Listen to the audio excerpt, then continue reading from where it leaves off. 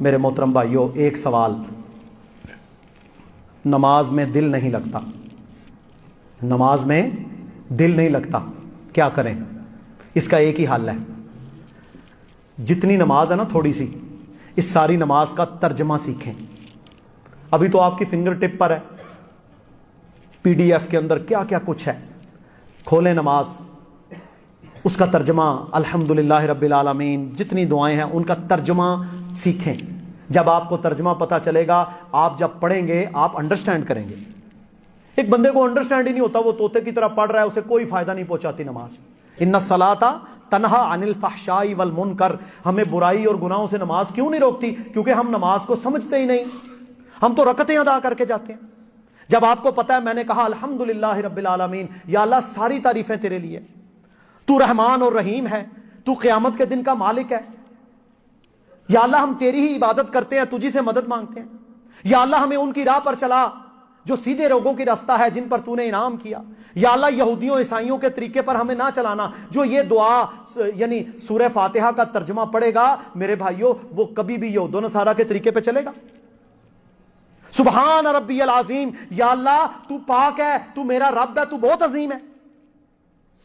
سمع اللہ لمن حمدہ، یا اللہ تو نے سن لی اس بندے نے جس نے تیری تعریف کی۔ ربنا لک الحمد، یا اللہ ساری تعریفیں تیرے لیے، حمدن کثیرا طیبا مبارکا فی، یا اللہ بہت ساری تعریفیں، بہت زیادہ تعداد میں مبارک برکت والی تعریفیں تیری یا اللہ۔ پھر التحیات، یہ سارا ترجمہ جب آپ انڈرسٹینڈ کریں گے، کانسنٹریٹ کریں گے، سوچ کر نماز پڑھیں گے، پھر کیا ہوگا؟ پھر آپ کو یہ نہیں ہوگا آج مولوی صاحب نے 10 منٹ دی بجائے 15 منٹ لا لے، اس کا گھڑی کی طرف ہی ٹائم رہتا ہے ساری نماز میں۔ تو اللہ کے بندے اللہ کی طرف رجوع کر کے کھڑا ہو، نماز کا ترجمہ سیکھیں۔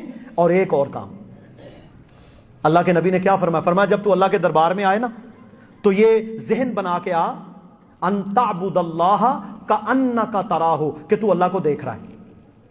فإن لم تکن تراہ، تو یقیناً اللہ کو دیکھ نہیں سکتا، تو کم از کم تیرا یہ ذہن ہونا چاہیے فإنہ یراک، کہ میرا رب مجھے دیکھ رہا ہے۔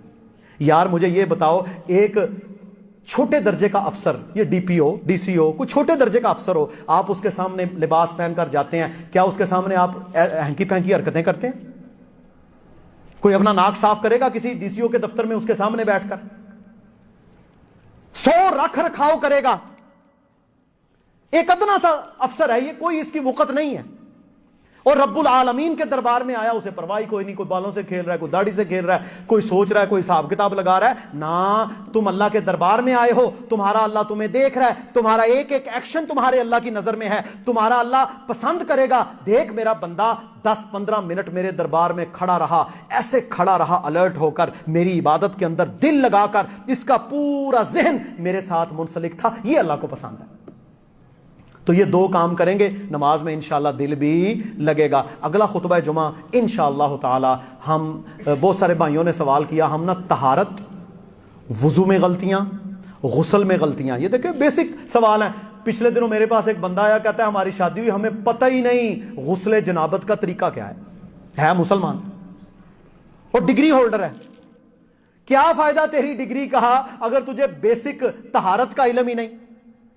وجہ کیا ہے؟ علم ہی نہیں حاصل کیا۔ تو انشاءاللہ طہارت، وضو اور اس کے مختصر طریقے سے آسان فہم انداز میں انشاءاللہ یہ ہم، اللہ نے زندگی دی، انشاءاللہ خیر ہوئی تو ہم انشاءاللہ یہ بیان کریں گے، تاکہ ہم اپنی طہارت، اپنا وضو، اپنی غسل، اس کی اصلاح کر لیں۔ میرے بھائیوں، سب سے بڑا کام اپنی ذاتی اصلاح ہے۔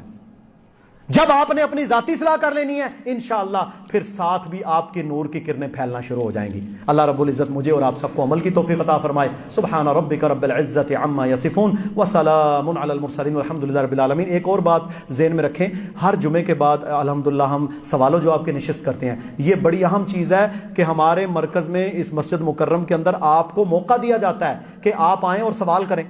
تو انشاءاللہ میں حاضر ہوں، آپ آئیں، سوال کریں اس موضوع کے متعلق، اور کوئی موضوع ہے، الہاد ہے، کوئی سائنٹیفک ایشوز ہیں جو دماغ میں نہیں آپ کے سمورے، انشاءاللہ تعالی ہم بیان کریں گے تاکہ ہم بہتر انداز سے سمجھ کر آگے بڑھیں۔ جزاک اللہ خیر۔